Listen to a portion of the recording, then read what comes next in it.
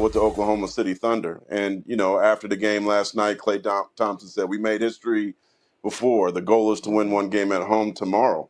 Yeah. Well, they got to start with that one win. But, yeah, history is not working in their favor right now. It feels like history, and then there's like an asterisk next to the Warriors and what they can possibly accomplish. Look, arguably the most important player in this series, though, has been Anthony Davis, Mark. And so he's been getting it done on both ends of the floor. What kind of statement can he make if he can lead his team to victory in a big Game 5?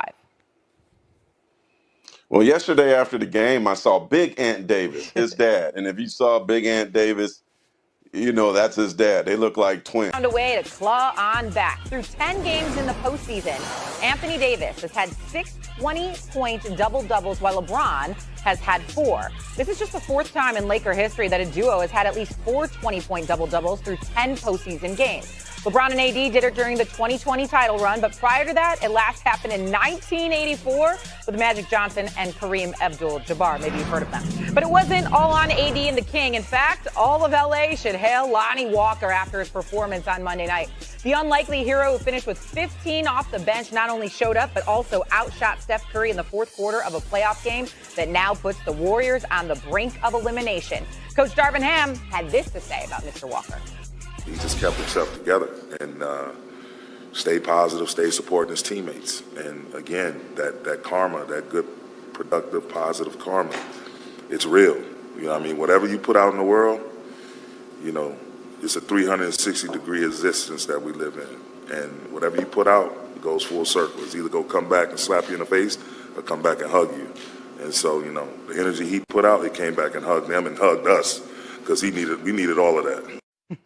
Couple hugs going around there in the Laker locker room. Mark J. Spears is covering this series for us and joins us now. And look, Mark, it has been back-to-back tough losses for the Warriors. So what chances are you giving those Warriors to win 3 straight games against LeBron and the Lakers?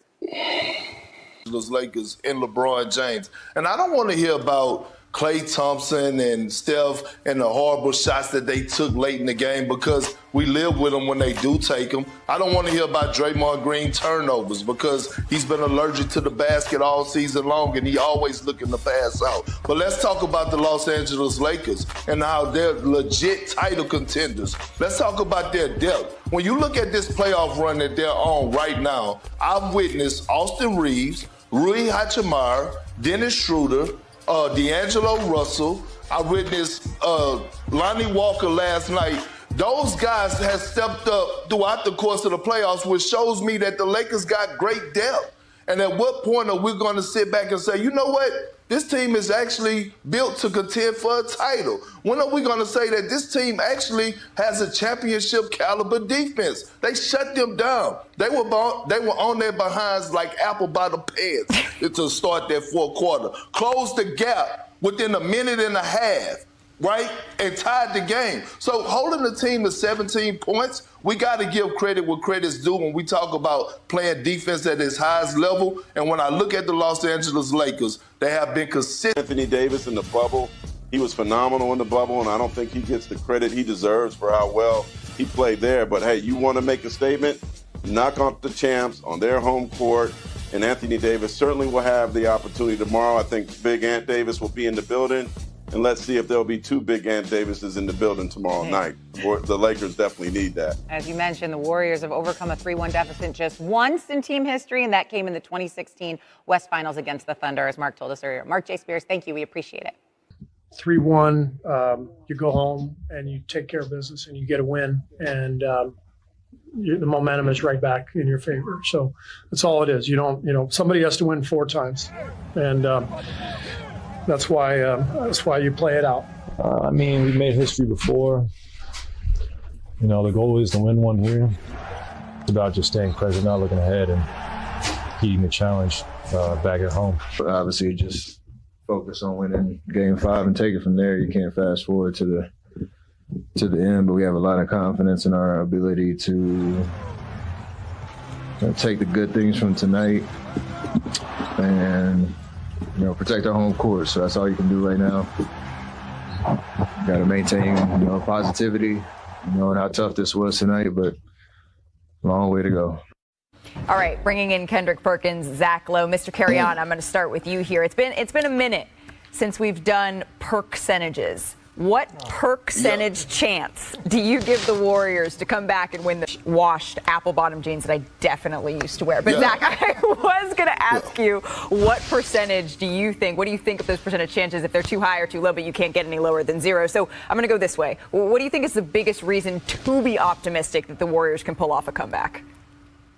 Well, first of all, I want to applaud Perk for his percentage consistency, because the last time we did this, he said the Lakers had a 100% chance of coming out of the West like a month ago. So naturally, the Warriors have a chance of rallying to come back in this series. So Perk is on point with the mathematical consistency. Look, the biggest reason for optimism, if there is any, is that the Warriors have home court advantage. And it's just a different animal being down 3-1 when you've got 5 and maybe 7 at home. You got to win one road game. But here's the thing.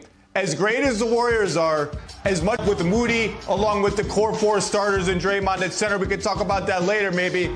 I just have a hard time envisioning LeBron and Anthony Davis this close, needing one more win, losing 3 times in a row. When you go down 3-1, I know they have home court, I know whatever the percentages is and all that, you just open yourself up to, it just takes one big Davis game, one big LeBron game, one Steph 6 for 21 below average shooting game, and you're done. And it's just hard to imagine the Lakers with those 2 guys at the top losing 3 in a row. Yeah. So I'll say my percentage will be 17.8%. That's the percentage I'll give the Warriors. Okay, 17.8%. And LeBron, when I asked him about going into that Game 5, knowing that the closeout game's the hardest ones to go into and win, he said, well, you can't get comfortable. Against Golden State, you cannot at any up a 3-1 lead to him. He does not want that to come back around. Even though the Warriors have some experience in that area, it's just hard to see that coming to fruition. All right,